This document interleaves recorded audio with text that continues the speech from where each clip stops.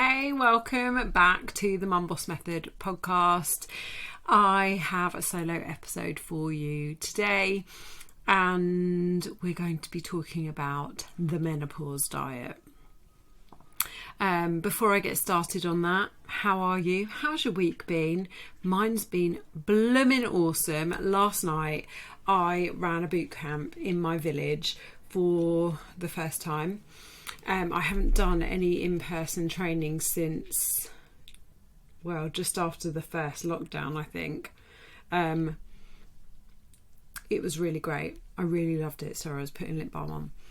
I really loved it. It was so nice to do something in the community. And I know that the ladies that came, so I had 9 ladies come, and unfortunately three ladies had to cancel off because they caught colds, but it was just so amazing. I really enjoyed it, and there's nothing like that for women in our village. We've got Pilates classes and we've got a personal training gym, but the personal training gym for women that have never trained, never lifted weights, is quite intimidating. And so this was, it was amazing. I took loads of small equipment with me, got them lifting some weights and doing some exercise.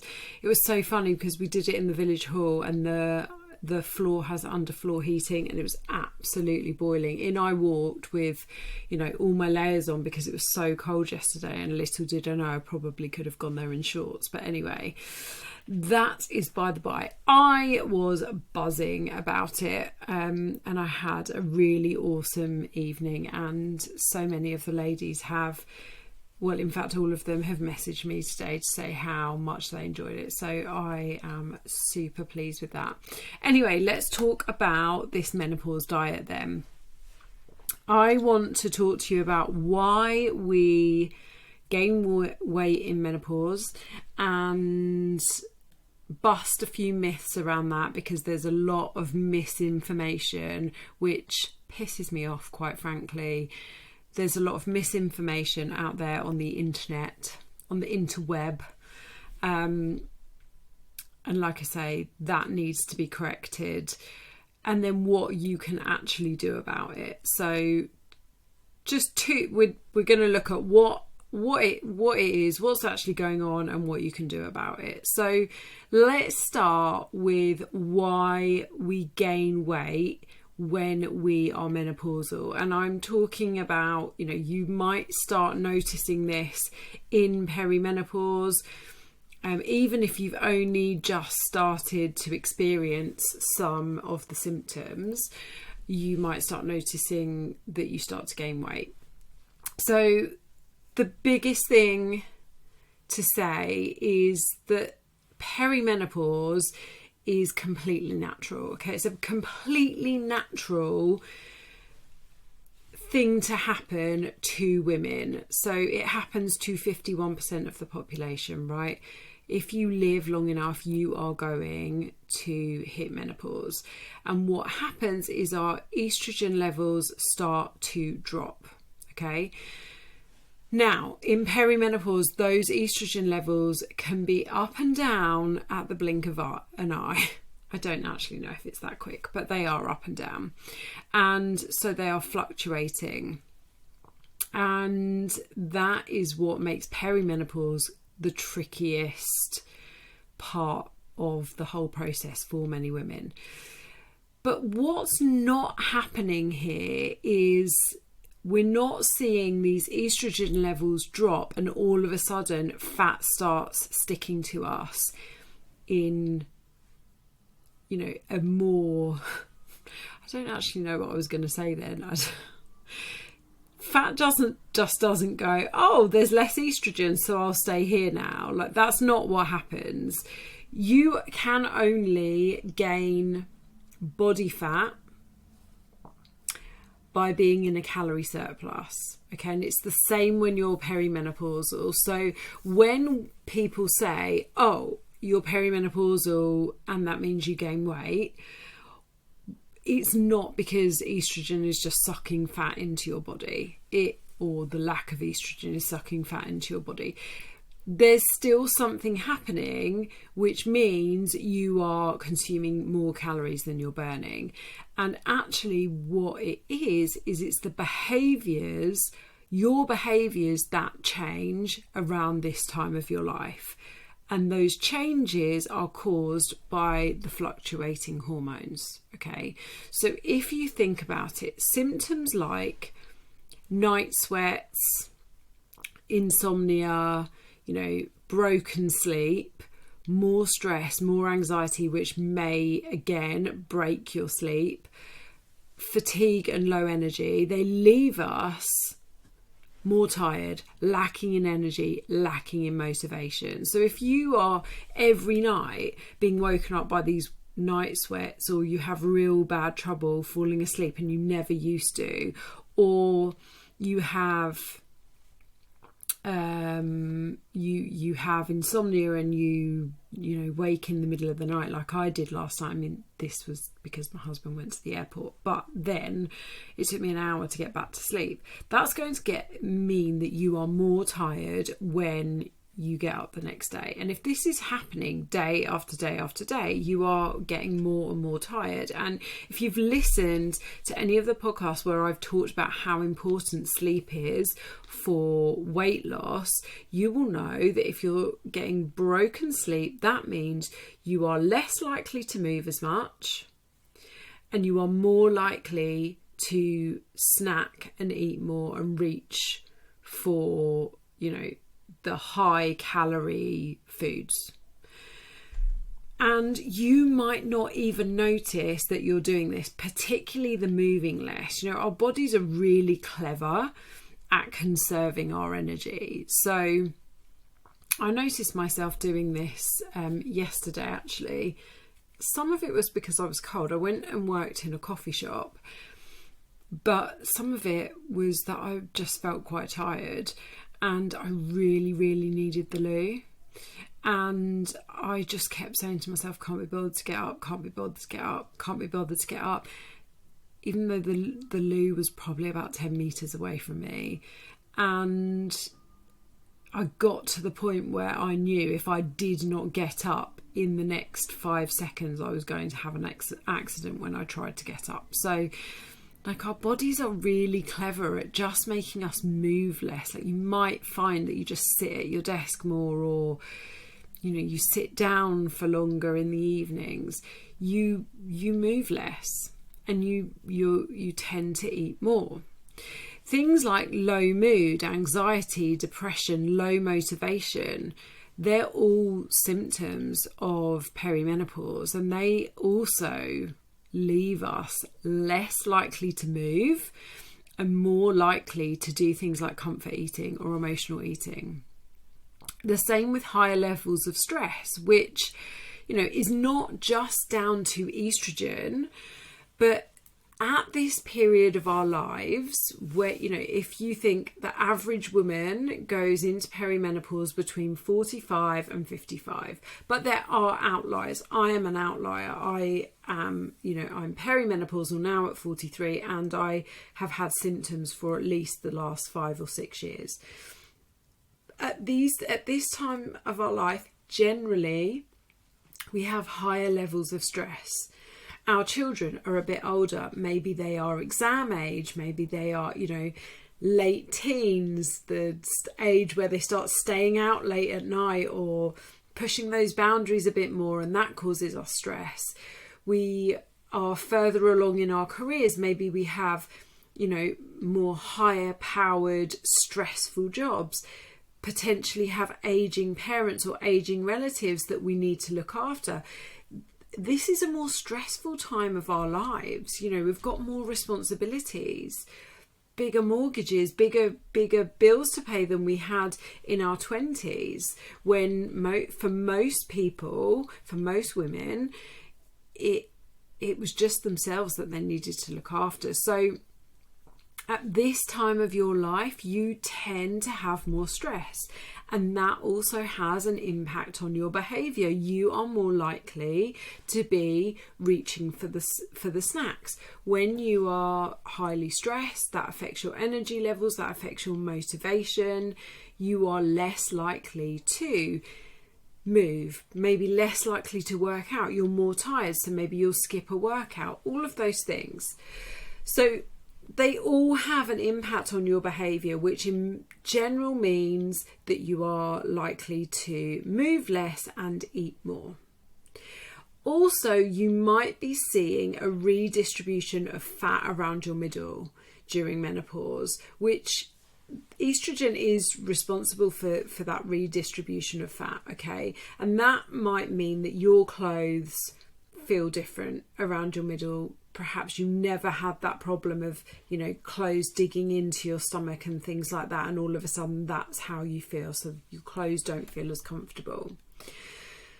What you can see from this is, yes, it's the hormones, but it's the hormones indirectly. The hormones are having an effect on the behaviours. The behaviours then change how much you move and how much you eat, and therefore you are gaining weight. So it's not this overnight, sudden drop in estrogen that means you gain weight overnight. Although for some women, I know it really feels like you are just feeling like it's happened overnight. But you've become less active and you've started eating a bit more. But even if you think about it, even if you just become a little bit less active and your eating habits don't really change, if you've been maintaining your weight for years, then that will cause you to gain weight, okay? But I absolutely agree that for some women, this feels like it happened overnight. For me, it wasn't so much the change in my weight. My skin just seemed to change overnight. And actually, if you're watching this on YouTube, I'm having a terrible skin day, which is why I've got no makeup on the YouTube video, because I'm just breaking out, so I'm giving my skin a rest. Anyway, let's move on. So I know that you've seen lots of suggestions on social media, lots of solutions to this problem, supplements. Jenny's sister did this and that worked for her, or your friend Julia fasted and that worked for her, and then Jackie cut out the carbs, and Jessica stopped all processed food, and Janet took all these supplements, and that was all great, and that was what worked for them. But what I need to break it to you is that was meant to come out better than it did. What I need to break to you is there is no menopause diet. Let me say it again. There is no menopause diet. No one thing that works for everyone, apart from a calorie deficit. How you implement that calorie deficit is up to you. And what works for you might not work for Jenny, Janet, Jackie, or Joan. Okay, but the trick is finding the way that works for you. So if fasting works, then fast. I have a couple of perimenopausal clients who fast, and it works for them. It makes them feel great. Now, I would say that for a couple of them, they don't necessarily do it as a way of restricting calories. They do it because they prefer to train fasted. They prefer to have that structure around their food. But there's other clients that I've got that just do not get on with fasting. And generally, I don't suggest women fast, because particularly if they're quite stressed, because it can increase cortisol levels. But also, if you don't have a great relationship with food, it can harm that relationship even more by creating too much restriction around when you eat. And it's really important to say, because I know fasting is one of the things that is really popular at the moment. It's really being pushed upon menopausal women, that it's still easy to overeat when you fast, unless you cut your eating window down to just a few hours. So, most of us do a form of fasting anyway, because we eat dinner, finish eating, and then we don't eat till breakfast. I do, and always have done, a form of fasting. I tend to eat at the last point I eat is about 6:30, and then I tend to eat my breakfast at about 9. So, I'm already doing, I can't think how long that is, like 14-15 hour fast on a normal day. But where I've slightly changed my gym times, I've started having my breakfast when I get back from the gym, and that could be 10:30. But in the last couple of weeks, I've been having an apple before I go to the gym at about 8 o'clock, because I was waking up really hungry. So, we're all doing some form of fasting, and there are lots of different protocols of fasting. I'm not going to go on too much about it, because this isn't about the fasting. I need a slurp of my tea. This isn't actually about the fasting, but there are lots of protocols. But it's still really important to say that even if you give yourself a 6-hour eating window, and let's say your calories are 1,600 calories a day, you could eat 1,600 calories in 6 hours. You could eat over 1,600 calories in 6 hours if you're not wise about your food choices. So it's still easy to overeat your calories, unless you really cut your eating window down to like 4 hours or something. And I was speaking to a lady, I've been speaking to her across the last year or so really, who really went down to that extreme level of 4 hours worth of eating a day, and she stopped it now, thank goodness, and she feels so much better. But that's, particularly if you enjoy eating, I think that's a really extreme way to go. Anyway, like I said, we're not here to debate fasting, but if it works for you, like it does a few of my clients, great. Other things that are really popular at the moment, so reducing your carbs. Well, in fact, let's change that to cutting out carbs, because a lot of social media will tell you, or influencers will tell you, that when you are perimenopausal, you become insulin deficient, insulin sensitive, and so you should reduce your carbs. That doesn't happen to everyone, and it's misinformation that it happens to everyone. So it's not always necessary to reduce or eliminate your carbs. For some people it helps. If you are pre-diabetic or diabetic, obviously you need to reduce your carbs. But what people do forget about carbs is that fruit and vegetables are carbs. So if you're cutting those out, you're cutting out a huge amount of great nutrition from your diet. Other things, balancing your hormones. My particular favourite, not. You will get people trying to sell you supplements or food plans or special drinks that are going to balance your hormones, okay? Or cleanse your hormones. What a load of tosh.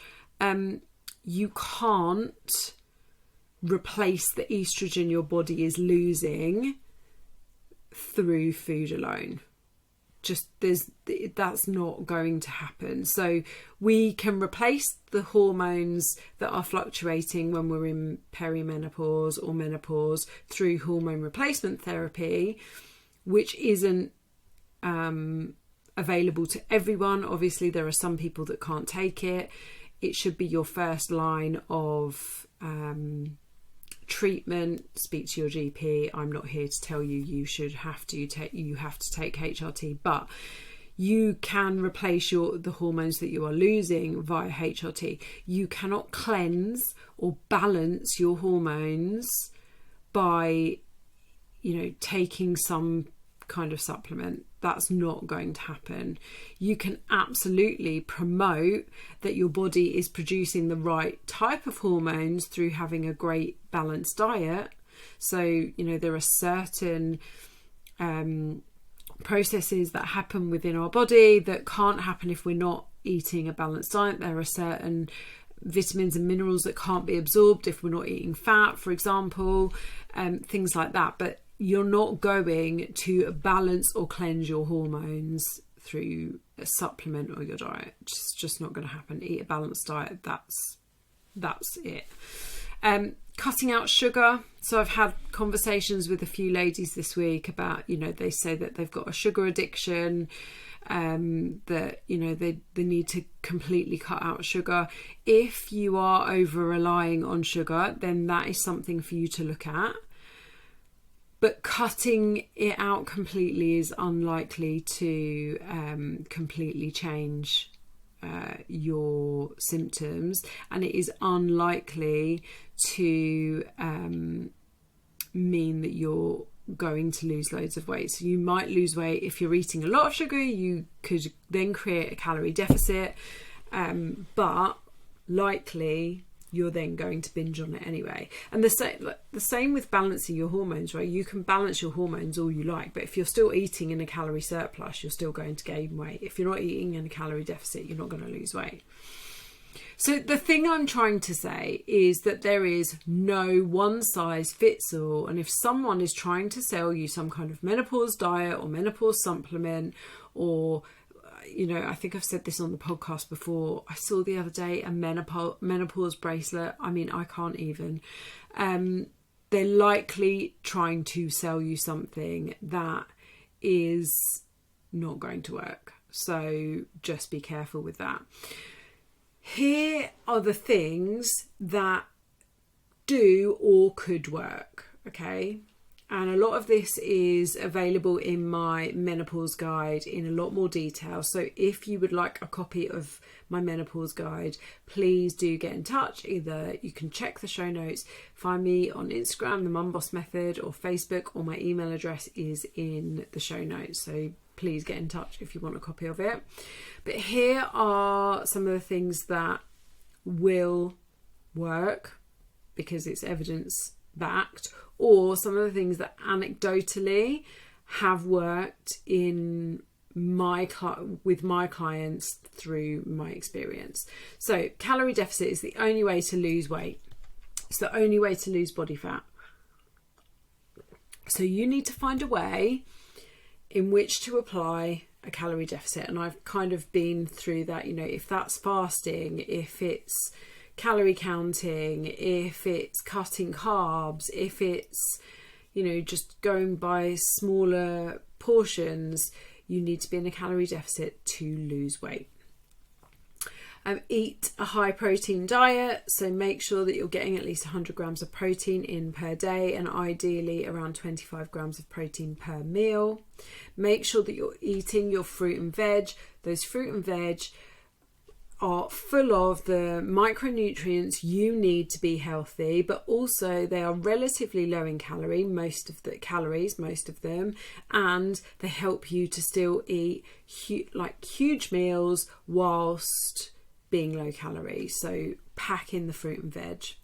Some ladies that I work with find that lowering their carbs slightly helps. So I'm not going to give you a number because I don't want people to, you know, it's going to depend on your starting point and your goals and everything. But, you know, I know for me that having carbs at lunchtime really brings on my lethargy in the mid-afternoon. So that helps me. But it was something that never really was a problem for me when I was in my 20s. So that's potentially connected to the menopause. Some women find that having a protein snack before bed can also really help them with their sleep. So I always have a protein yogurt or a protein pudding or a protein mousse before I go to bed. Not right before I go to bed, but that's the last thing I eat. Lifting weights, I know you'll be really shocked that I said this, but lifting weights can really help with some of the vasomotor symptoms that you're experiencing. So the hot flushes, the cold flushes, the night sweats, lifting weights will really help. It's also vital for maintaining muscle tone, muscle strength. You want to stay independent, you want to stay strong as you age. It's also vital for your bone health, and this is something I really cannot stress enough. As we age, as our estrogen levels go down, one of the biggest things that is impacted is our bone density, and this can leave us at the risk of osteoporosis. So, trips, falls can mean more risk of broken bones. And as we age, I unfortunately have lots of experience with this, and maybe you have as well, but I've had both of my grandparents and my uncle and my father-in-law it happened to. They fell, they had a break, and then they really struggled to get back their independence after that. And often that's what you see in older people, is when they have a fall, that's when life really changes for them. So lifting weights helps to maintain bone health. A post-dinner walk can really help with insulin levels and glucose levels. I always try and go for either a post-lunch or a post-dinner walk. It also serves as a really nice, and it's much easier to do in the summer, I understand that, as a nice, right, this is it, we've finished eating, let's go for a walk, and then we can chill out. Supplements that may help, please note, none of these are Meno supplements. These are supplements you can buy over the counter. You're likely to be paying extra if they've got menopause in the title. So just like, I've got some on my desk right now. This is going to make a load of noise, isn't it? These are just from bulk powders, and they are omega-3 and vitamin D capsules. There's no need to buy menopause ones. So vitamin D, if you live in the UK, we don't get enough sunshine. Definitely take vitamin D in the winter. I take it all year round. Creatine has been shown at 5 to 7 grams per day to help with cognitive brain function in women, perimenopausal women, so helping with the forgetfulness, the brain fog. I've run out of creatine, and boy, I can notice it the last couple of days. Magnesium may help with your sleep. Omega-3 fish oils or vegan algae oils if you don't. So obviously vegans, you won't eat oily fish. So supplement with an omega, and also if you are, if you do eat meat and fish but you don't eat enough oily fish, that might really help you.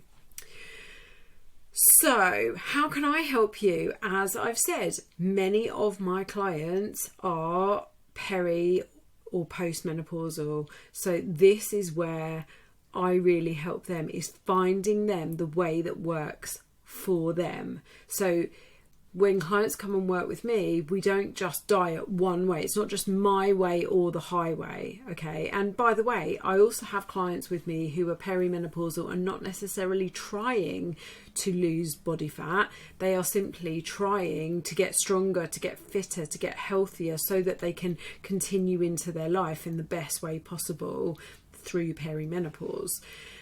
I can help you with those things. So if you have gained weight and you are really struggling to find a way that works for you, and you're trying lots of things and nothing seems to be sticking, that's where I can help. If you are, if you want to get stronger and fitter, and and really make sure that your bones and your muscles and your body is healthy as you go into this next stage of life, that is where I can help you. And all of this that I do without completely overhauling your lifestyle. We're not going to change everything all at once. This is about finding healthy habits that fit into your lifestyle, building those up so that you can maintain and sustain them. So if you would like to talk to me about coaching, please do get in touch. You can go to themonbossmethod.com and you can get in touch with me via my website. Okay, half an hour podcast. Well done, Chrissy. You didn't talk for too long. I'm going to take the DOG for a WALK. I hope that you have an awesome weekend. Mind you, you'll get this on a Monday and I'm recording it on a Friday, but we move. Have an awesome week and I will speak to you soon. Bye.